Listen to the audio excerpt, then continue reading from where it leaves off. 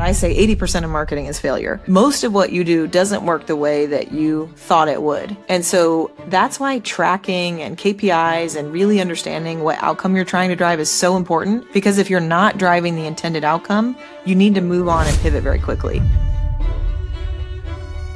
You told me that you're enabling your teams to feel really comfortable with failure. Why do you think it's so important right now, more than ever, to be emphasizing that with your teams and prioritizing that kind of mindset? The playbook is being rewritten. There's not a right answer. Part of what I struggle with when it comes to education in schools, you get a good grade for finding the right answer. Often in business, and definitely in marketing, there is not a right answer. I was actually on the phone with another CMO recently, and she said, our job is not just to get to the finish line. Our job is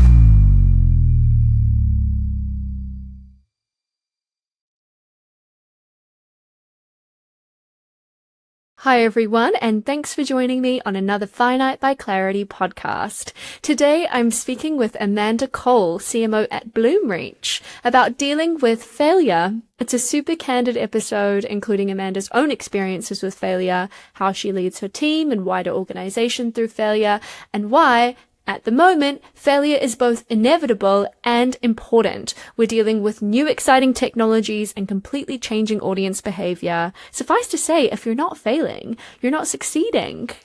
I hope you enjoy. Hi, Amanda. Thank you for joining me on the Finite Podcast today. Hi, Jodi. Thanks for having me. It's great to have you here.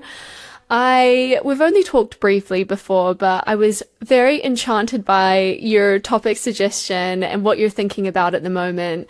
I don't want us to get too negative in this podcast. I hope that we can take an optimistic spin, but it's important to be realistic as well, which I think we're going to be. I'm really excited to hear your thoughts on the industry at large and how you're managing failure or the fear of failure.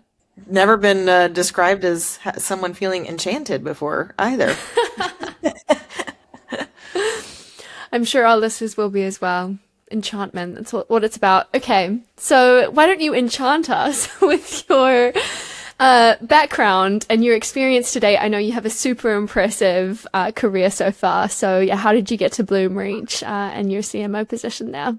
Yeah, well, super impressive career is a very, very nice way to word it. I think if anything, it's been this part of what we talked about. It's been a series of failures that have led to successes. But I've been in B2B marketing and the technology space for over 20 years, and every job I've gotten has been the result of a network or someone who I worked with previously who brought me to their company. And so I've had the very fortunate experience of starting in marketing in direct mail over 20 years ago. And my job was bringing the responses from nonprofit direct mail solicitations and looking at what drove the most donations. And so my illustrious marketing career went from that to now CMO at Bloomreach, where we do AI-driven personalization for B2C brands looking to connect with consumers. Cool. Yeah, that's definitely a big leap. And I'm sure we can get into more of those kind of lessons learned along the way and how you pivoted into tech. But why don't we also hear a bit about your role at Bloomreach and your team as well, your team structure, who you manage and things like that? Yeah, so I'm the chief marketing officer here. I'm also responsible for our global technology relationships and how we think about generating pipeline through our agencies and our SDR team as well. And inside the marketing organization, it includes product marketing, demand generation, field marketing, where we're connecting with customers and prospects for events and dinners and things like that, and also operations and paid media and really the traditional email marketing and nurture and customer marketing, the traditional B2B marketing structure. Yeah, sounds pretty traditional, pretty standard, but I know that you're taking a really interesting approach to it all, and I would say an interesting philosophy to it all. you told me that you're, enabling your teams to feel really comfortable with failure, which is a really interesting take. Why do you think it's so important right now, more than ever, to be emphasizing that with your teams and prioritizing that kind of mindset? Yeah, the playbook is being rewritten. There's not a right answer. So I think part of what I struggle with when it comes to education in schools is that it teaches you that you get a good grade for finding the right answer. But often in business and definitely in marketing, there is not a right answer. The process of failing itself is what actually brings you the opportunity to deliver outcomes. And most of what we do, this is a made up statistic, but I say 80% of marketing is failure. Most of what you do doesn't work the way that you thought it would. And so that's why tracking and KPIs and really understanding what outcome you're trying to drive is so important. Because if you're not driving the intended outcome, you need to move on and pivot very quickly. So I think it's important for marketing to know there is not a right answer. That's even more important now because the entire world is changing. The way technology works is changing. How consumers, if you're on the B2C side, or how buyers are actually thinking about technology on the B2B side is changing every day. So really building that muscle to say, this didn't work, I'm okay with it, and I'm moving on is super important for marketing. It's interesting you say that because a lot of the CMOs I talk to are almost assuming that marketing is more objective than ever, and we have mass amounts of data and this data-driven decision-making lens. We've got CMOs building agents who are making those decisions because they're not really decisions to be made. They should just be driven by next steps from data. How much of marketing do you think is still that kind of test and learn and creative pushing and failing, as opposed to this almost engineering kind of approach to decision making? I think marketing is absolutely a combination of both, but I think marketing will always be test and learn. It is an ever evolving space. Let's just talk about what you just said, the example of an agent interacting with a consumer and delivering specifically for that consumer what they're looking for. The Taylor Swift phenomenon, let's start there. Or the Barbie movie where pink just all of a sudden started coming out of nowhere.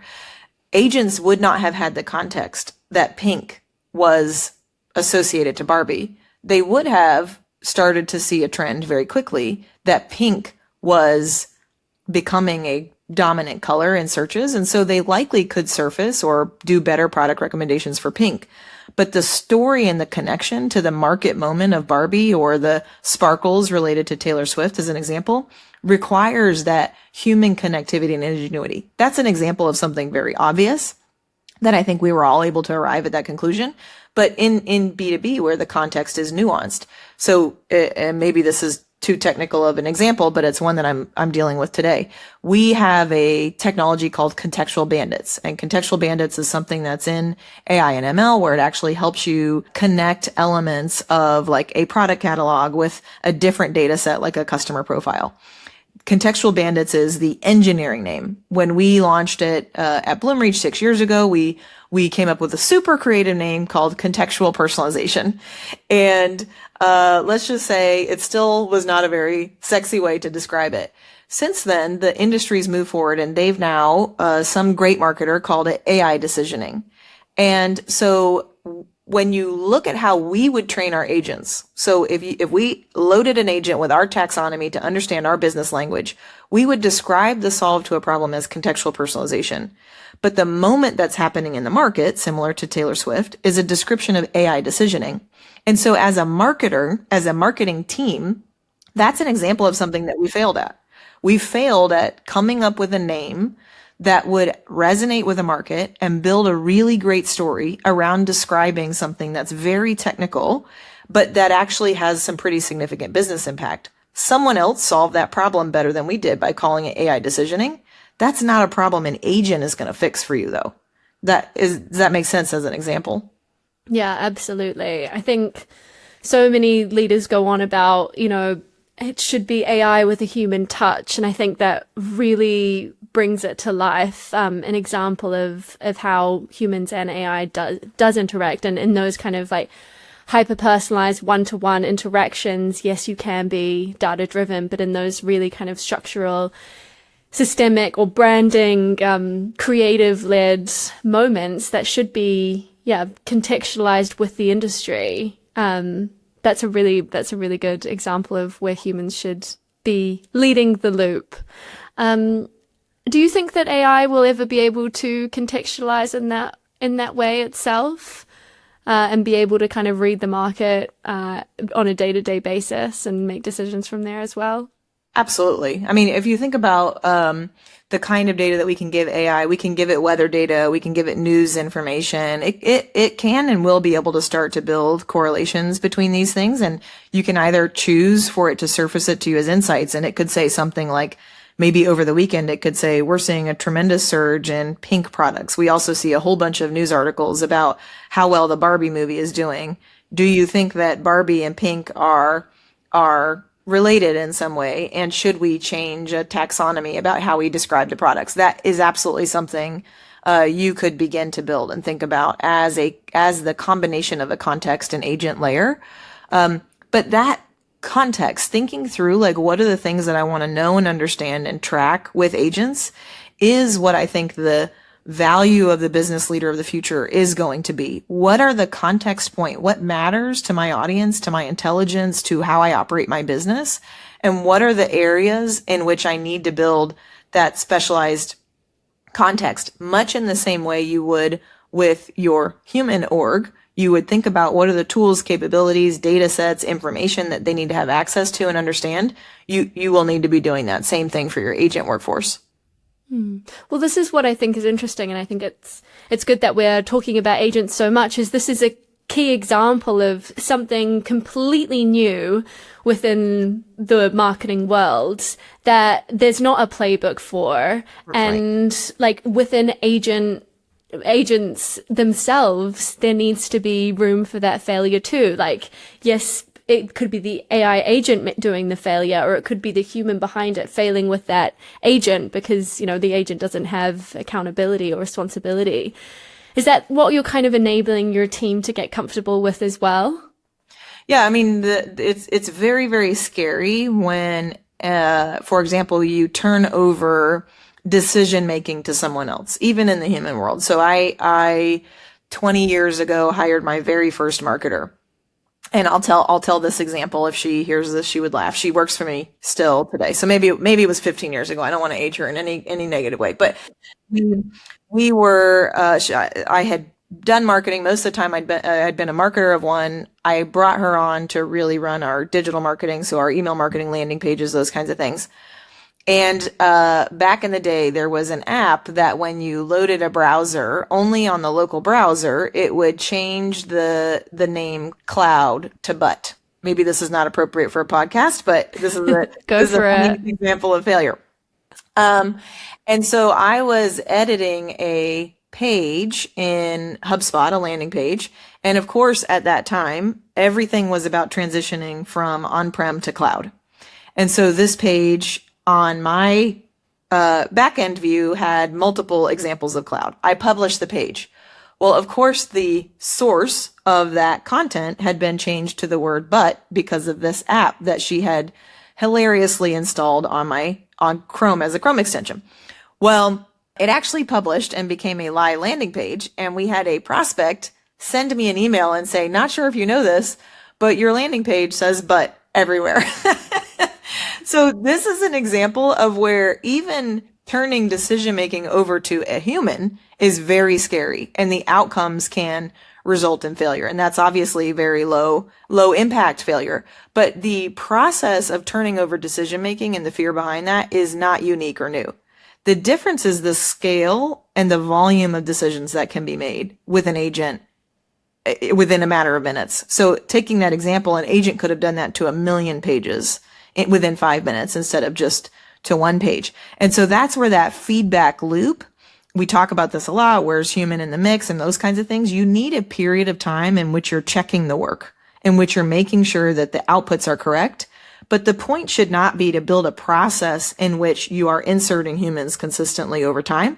It should be a period of validation that then removes the human because you validated that the work is correct, and you let the agent execute. And that is scary no matter whether it's humans or agents. Yeah, absolutely. No, that's a really great example. And yeah, I guess the pressure's on. The scale, the effectiveness, the efficiency at the moment is wild. So I guess it's keeping humans in the loop to get it started, to get it going, to check. And that's how you kind of ensure that these failures don't have a hugely significant impact on your marketing more broadly. And you keep checking. You have weekly check-ins. You have quarterly reviews. You make sure that the data and the metrics and the things are you manage them very similarly to how you would train, deploy, enable a human coworker.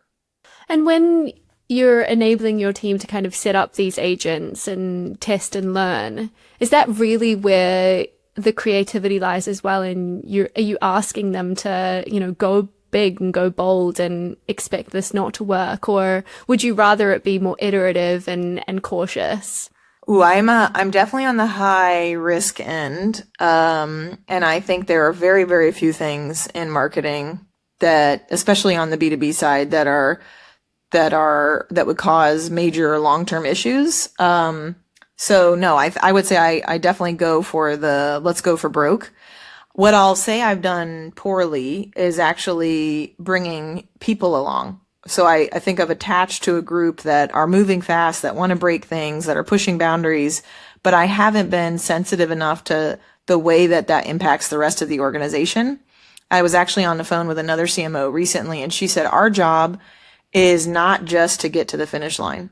Our job is to make sure that we start at the starting line together and that we all finish together. And so in reflection, that's it.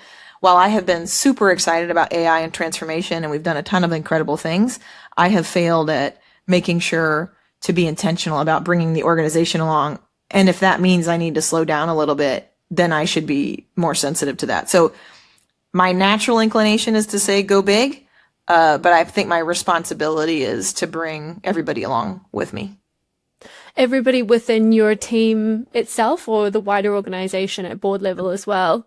Yeah, the company. I think it is the whole company. And as much as I even hate to say that, it feels disingenuous to my DNA. I do see, for example, we started a program where we wanted to automate when somebody's like on our website and they're looking for information. How do we give them the information they're looking for and engage them to request a demo? And then also, if they do request a demo, how do we automatically take them through the qualification process without having to speak to a human? Use our AI SDR to do that, book a meeting with a sales rep at the point at which they're actually ready to see a demo. That sounds like a great process, right? Most of us do not want to talk to a sales rep just to get information that we want or to book a calendar meeting.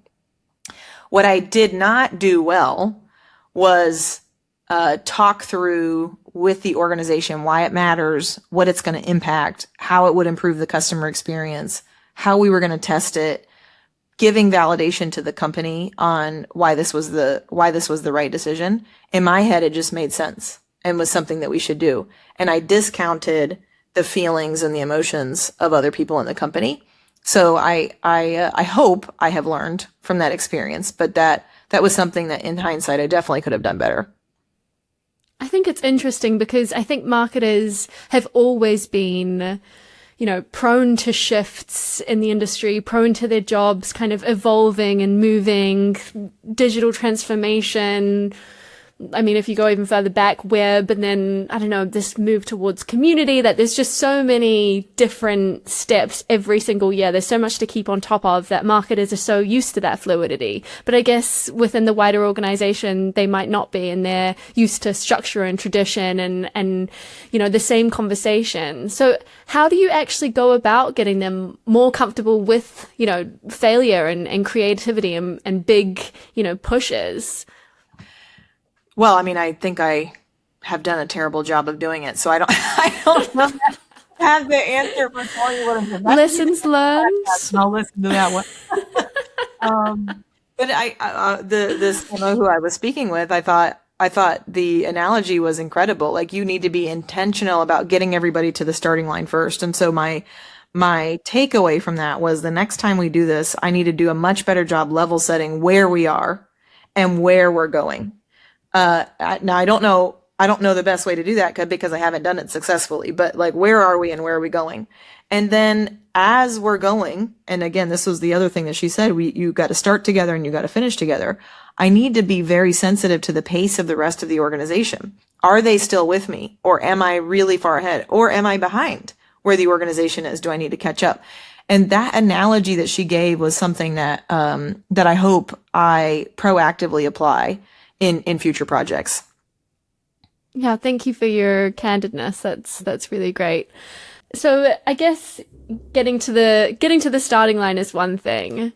Getting to those checkpoints is another. Figuring out if you're on the right path, figuring out if you're veering completely off course. Is there even a finish line at all?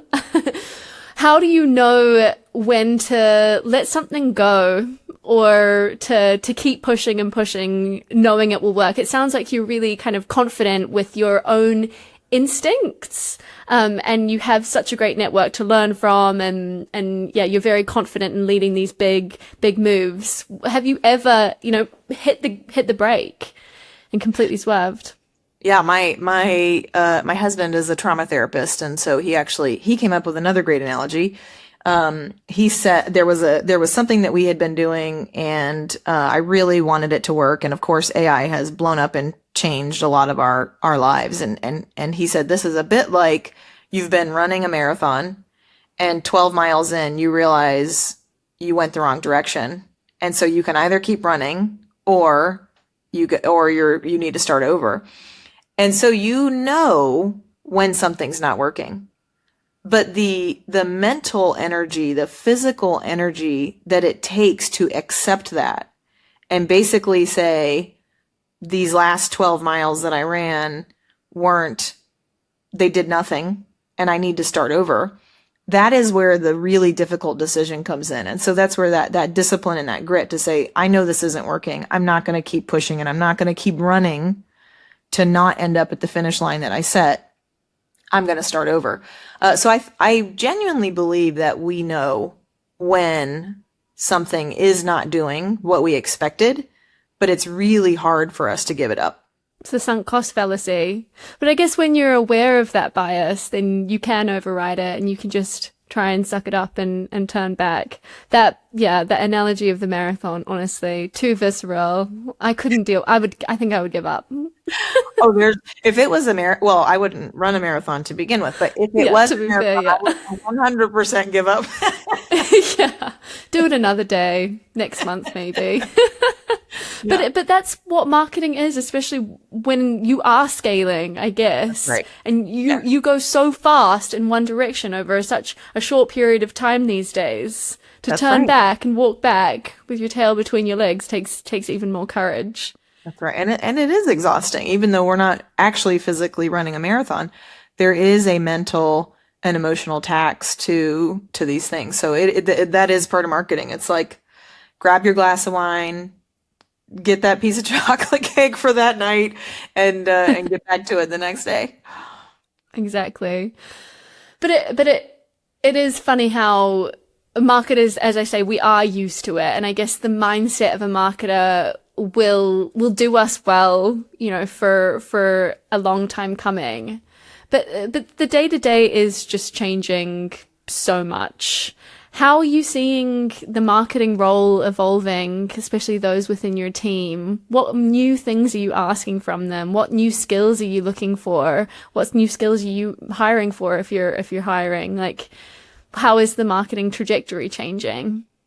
Yeah, I don't think that what I hire for would be different. What I do think is so I have a very non-traditional background. I didn't graduate from college. I became a mom as a teenager. And so I had a lot of, like, let's just say, missteps and took jobs, honestly, because of school districts that they provided for me or different things like that. And so I never had this, like, I have this very mapped out career path that's going to help get me to X. It was always, I'm going to do whatever I can do to be successful, to achieve what I need to achieve. Honestly, primarily for my kids, and they might say otherwise, but that what we call grit now, I think there's even a book called Grit, to figure out any problem, to overcome any obstacle, to think creatively and not operate from a very defined set of structure or objectives in order to achieve the end result is, I think, what makes someone great at marketing. And honestly, that's what I've always hired for. And that skill set now, actually, I'll give you an example. The best way to interview someone to understand how they think and how they operate is to give them a problem or a question that they likely don't know. There's going to be one of three ways that they manage this. They're going to act like they know and tell you the answer, even though they don't. They're going to ask you to go through the process and tell them how to find the answer, or they're going to go Google it, figure it out on their own, probably ask you some questions and come back with an answer. That last example in marketing is a very good behavioral attribute to have. If you're a doctor, definitely don't do that. Please do the second one. Absolutely. So it's all about adaptability, I guess, and moving with the wave. I do wonder about, those marketers who went into marketing to write amazing messaging and content, and suddenly they might need to be engineers. I do wonder about the limitations of our own, of our own inherent skill sets and our own inherent talents, and how far those stretch. But where there's a will, there's a way. I completely agree. I don't think that is, I was in marketing when we were talking about from on-prem to cloud, and the idea of you connecting to, at the time, the internet, putting in a username and password and running an application yourself was not believable for a lot of people. Then you get to mobile phones, right? We started with the flip phones, and then we started with the screen. That was easy. And everybody's like, well, there's going to be a generation of people that don't use mobile phones. That has turned out not to be true at all.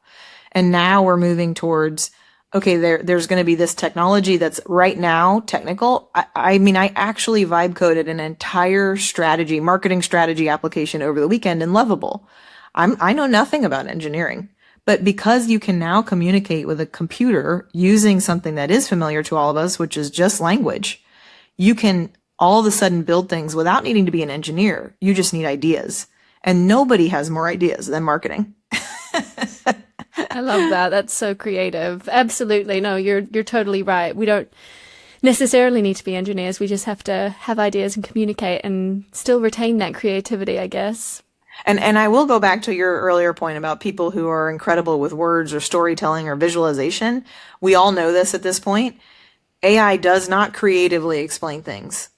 It explains things with the largest common language set to explain it that it can find. So those people who are incredible with words are absolutely still completely necessary. I can think there's somebody on my mind who's one of the best storyteller wordsmiths I've ever met. He is absolutely more important than ever. Our creative team, they develop incredible brand assets. AI cannot replicate the nuances of even like the spacing between text, like a text and a button. There's a unique, the amount of rounding that you put on a button, the difference between light and dark so that you're feeling emotion in an image.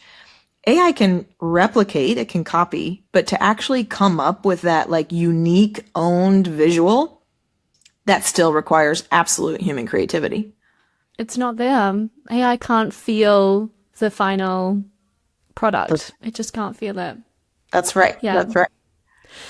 Okay, cool. Well, that's a really inspiring note to end on, Amanda. I've had such a lovely time chatting with you today. I hope you've enjoyed it as well. I have. Thanks for having me.